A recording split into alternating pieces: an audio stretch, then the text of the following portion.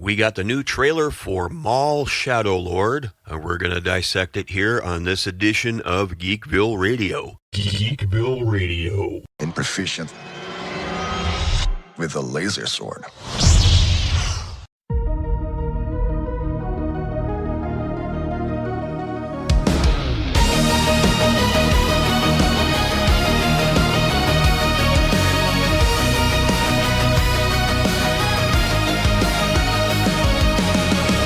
Welcome, citizens of Geekville. This is Seth, a.k.a. Xandrax, the mayor of Geekville and the host of Geek Ville Radio, coming at you with a Star Wars-themed episode here. We got the trailer for Maul Shadow Lord. This is the latest animated series for Star Wars and Lucasfilm. It's actually first unveiled for the 20th anniversary of Lucasfilm animation. So yeah, we're looking at the Clone Wars being almost 20 years old now. And unlike a lot of the other Star Wars projects, me personally, I think the animated stuff has stayed, for the most part, pretty good over the years. Obviously, with Clone Wars, always had its peaks and valleys, but I'd said for years when that show clicked on all cylinders, it was as Star Wars as you can get. And that's really what brought Dave Filoni to the table as far as Lucasfilm goes, and now he's basically in charge of all things creative. So all that long-windedness aside, we're going to dive into this trailer because this is one of the best things, in my opinion, to come along in a long time for Star Wars because, again, it's the animation. This is where Dave Filoni is at his strongest, and this looks to be more goodness along the way. This is Maul Shadow Lord, yes, as in Darth Maul. And if you've only seen the movies, you might be a little confused here because you saw Darth Maul get killed in Phantom Menace. But if you did watch Disney movies, you did see his brief cameo at the end of the Solo film because, of course, the Solo film was supposed to branch off into multiple movies. I don't think that would have meant necessarily Han Solo crossing paths with Maul, but it does go with the plan that I think George Lucas had for a while for his sequel trilogy, which was to bring back Maul as the big villain for the sequel trilogy, where he had control over the underworld, essentially, with the power vacuum that was brought about by the fall of the Empire. Maul and Darth Talon, his apprentice,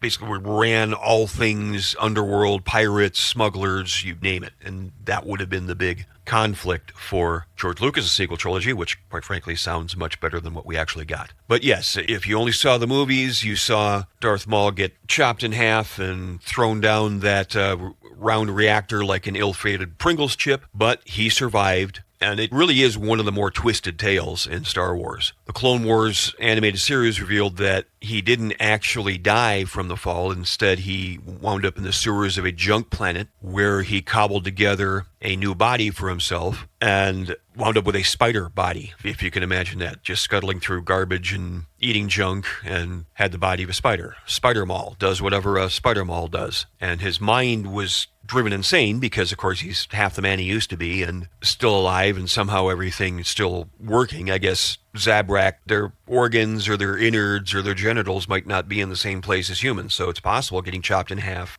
didn't hurt anything vital. But his brother, Savage Opress, and yes, that's his actual name, sounds like Savage Opress, oh yeah, and he was voiced by the legendary Clancy Brown. Savage tracked down his long-lost sibling, brought him back to the Witches of Dathomir, who were recurring villains in the Clone Wars. They were also in the books way back in the EU. So for anybody that talks about we Star Wars fans, we don't like the girl groups, yeah, there were the Witches of Dathomir for 30 years, and I don't know of anybody who hated them. I liked them as well. They were very well depicted in Clone Wars. But anyway, Maul gets reunited with the Witches of Dathomir. They give him a decent set of cybernetic legs. They restored not just his body, but what sanity he had lost. And he was now hell-bent on revenge against Obi-Wan Kenobi for making him half the man he was, and also for Darth Sidious for abandoning him in the events of Phantom Menace. And he had this very methodical way of going about things. He didn't just want to lash back. After all, the Sith were known for patience. They took 1,000 years to get to where they were. He wanted power, but he was willing to take his time. So he took over the entire planet of Mandalore, becoming the shadow ruler of sorts. He claimed the Darksaber, the same Darksaber you would see in the Mandalorian series. And he also ruled over I don't know if you'd call them terrorists, but I guess you could. They were Mandalorian terrorists, the Death Watch, more on them later. And he was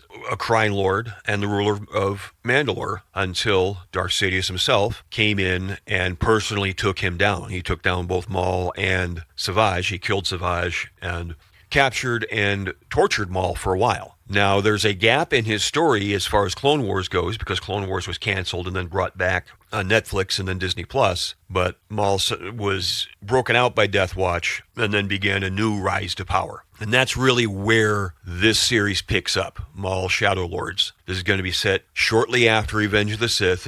It's basically happening at the same time as The Bad Batch, which ran for 3 seasons on Disney for a while. That show was really good. And this will explore what Maul was doing in those dark days after Order 66, when the Jedi were getting snuffed out, the Empire was rising, and this is the next chapter in the story of Maul, the former Sith Lord. The trailer begins with a narration by the character Brander Lawson, who is a police captain. I guess that makes him a space cop in color. And he tells what look to be droid agents that their target is a leader of a syndicate proficient with a laser sword. And with that, we see the return of the double-bladed saber. And we see a Star Destroyer hovering over the city. And that always looks cool, a Star Destroyer in low orbit. Now, this planet is a new planet in that it's created for this show. The planet is called Janix in color. And the Empire is making its presence known, probably, I would assume, because of Maul. It could be because there are Jedi hiding on this planet, which we'll get to in a moment. But the presence of Maul himself might be enough to bring in a heavy hitter like a Star Destroyer. But we see stormtroopers and scout walkers there making their presence known. We see a bit of Maul. We see him fighting with stormtroopers here. But you also see in the intercutting of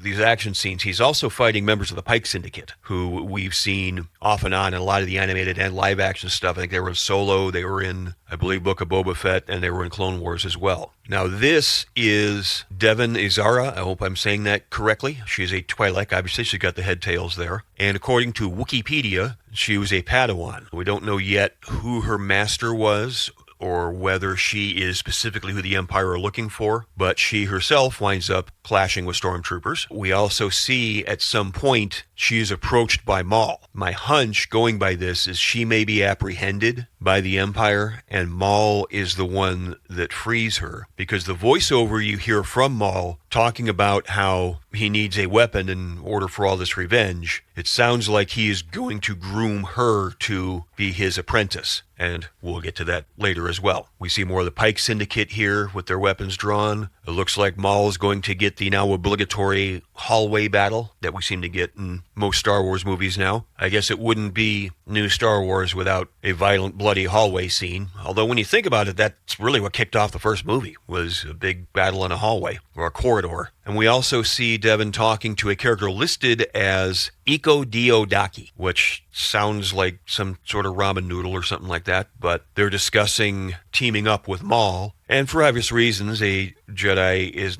not going to want to team up with Maul because, well, I mean, they're Sith Lords. What do you expect to happen? Jedi and Sith aren't exactly the best allies. But I also can't help but think that this guy can also track with a sense of smell. And I think he's smelling a rat. And here we get a good look of Space Cop Brander Lawson in color with his pencil-thin mustache. I don't know if that's a two-tone Ricky Ricardo jacket, but I do know that if you get that reference, your knees probably make noise when you climb stairs, because Lord knows mine do. We see other Zabrak here putting together a heavy-repeating blaster, minigun, maybe E-Web, looking like they're mowing down a bunch of people and having fun with it. We see more Mandalorians, presumably Death Watch, using the grappling hook guns, similar to like what we saw in Phantom Menace. And now here, I call him Bird Guy. I'm actually not sure if he has a name other than 11th Brother. I say a return, but this might canonically be a debut. He is one of the first of the Inquisitors, and the Inquisitors are a group of fallen Jedi, at least presumably fallen Jedi, but certainly dark side users, and they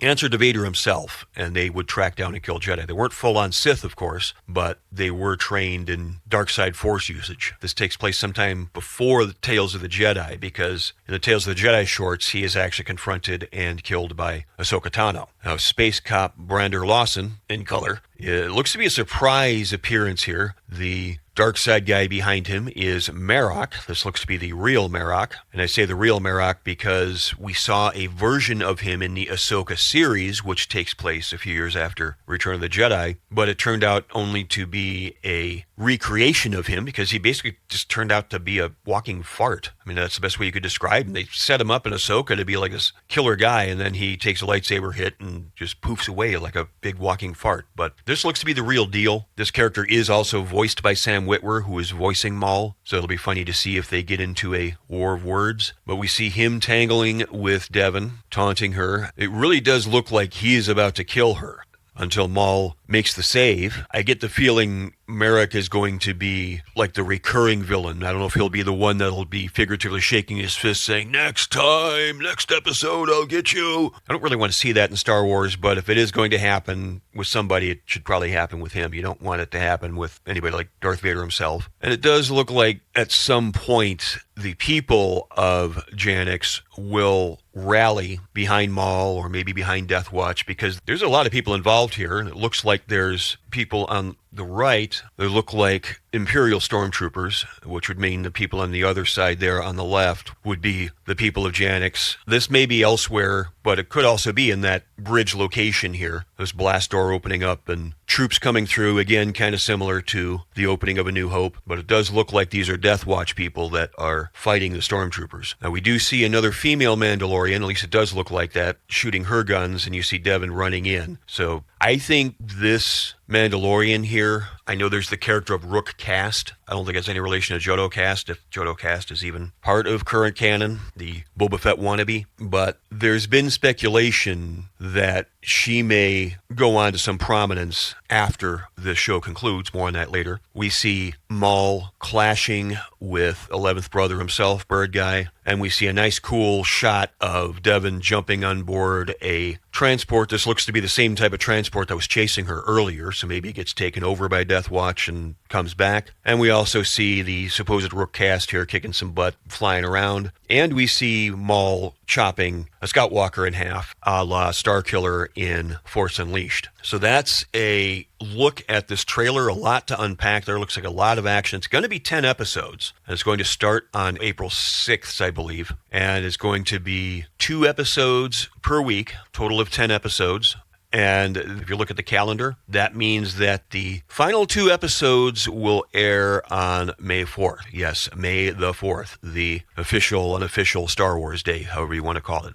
And now we've reached the later part of the show, where I will speculate on what we might see in the terms of this season and the supporting characters. First up, I've hinted it, I'm sure the female Twi-Lek, Devin, will be a main character based on how much screen time she got in the trailer. It looks like she'll be captured by the Empire at some point, but then freed by Maul. And Maul might even save her life elsewhere, like in that fight scene we saw with Marok. I mentioned at the top of the show that George Lucas's original plan for the sequel trilogy had Darth Maul and Darth Talon as the main villains. Fans of the novels and the expanded universe know that Darth Talon was a female Twi-Lek Sith Lord. So it's entirely possible that Devin may wind up becoming Darth Talon by the time the show is over. And I think that would be a pretty cool story to witness there. And as for the female Mandalorian character we saw, whether that is Rook Kast or not, I'm not sure if it was. I actually have not read the comic that she was in. There was a Darth Maul comic that was in canon with the Clone Wars that detailed his escape from Sidious. But I think she will be fleshed out more as well. And we know that Death Watch was a group of Mandalorians loyal to Maul. Now,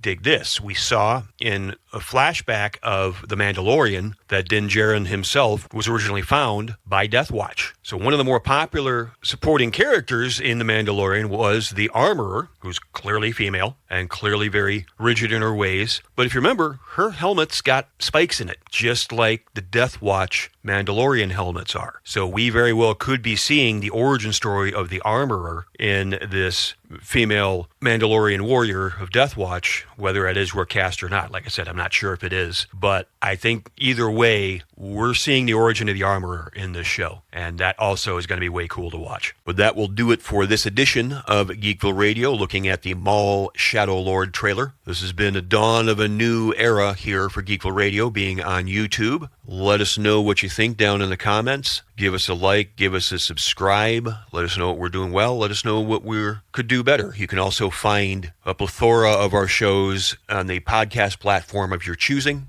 We're all over Google Podcasts, Apple Podcasts, Spotify, iHeartRadio. Wherever you find podcasts, you can find this show. You can do a search for that there. You'll find Geekville Radio. You'll find the Lesser Known Geek Hall of Fame. You'll find Examining the Doctor, where we talk Doctor Who, as well as Geekville Radio's Nostalgia Trip and Examining the Dead. If you liked what you heard, tell your friends, share this episode, share other episodes. Any feedback is appreciated, especially when it's genuine. So the only thing I ask with feedback is just be honest with what you thought. With that, I'm going to shut down the power here in the Geekville Radio studios, and we will be back in the next episode.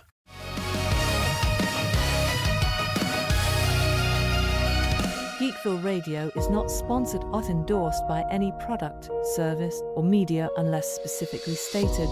The opinions of the host and/or guests are purely their own and do not reflect the opinions of Geekville Radio, its sponsors, or affiliates.